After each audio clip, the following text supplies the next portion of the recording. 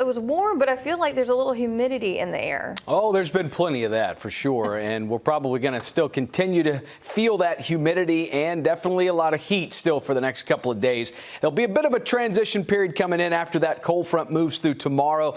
Definitely feeling the effects of the cool down at the end of the week. It'll get a little bit breezy too, but we're still talking maybe a few chances for rain. It's not going to be much though. A storm possibly getting up to severe limits, but expecting really not much more than maybe a few storms passing by overnight. So marginal risk for the northern counties. There'll be baseball back out at SRP Park starting this afternoon and tonight for that River Dog series that comes in. We'll look at that momentarily, but a lot of lower and mid 70s here. Water in the lawn out there in the outfield for the game. Getting ready to get SRP Park back into shape for that series with the River Dogs. It's been 60s and 70s all night, upper 60s to low 70s.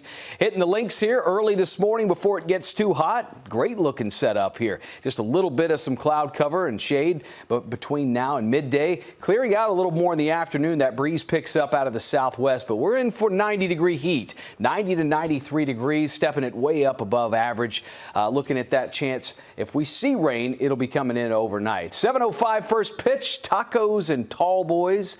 Again, the promotional event there. Charleston River Dogs, as we just mentioned here, should keep those temperatures fairly warm, though, right at about 89 still at first pitch at 7:05. Now, the cold front we talked about moving through tomorrow. Ahead of that, maybe a storm around, but by Thursday, we're starting the process. The winds will shift. The humidity levels will come down a bit more. Definitely a more noticeable change in our highs, cooler than average, but still a few low 80s. That's not bad at all. In fact, that's really going to be very comfortable here. The heat risk is still a bit elevated, though, for today before we get the front through. So kind of a moderate risk affecting most people. Just be real careful out there spending a lot of time. Make sure you're continuing to stay hydrated. Less of the heat risk impact when we move into Thursday and toward the end of the week. So a little bit cloudy right now. That's the kind of look we saw as we looked over SRP Park in North Augusta area. Upper 80s and 90s. We're getting hot quickly here at lunchtime. It's going to already be 90 degrees. Heading into the late part of the afternoon, mostly sunny and dry. The winds are still coming in southwest.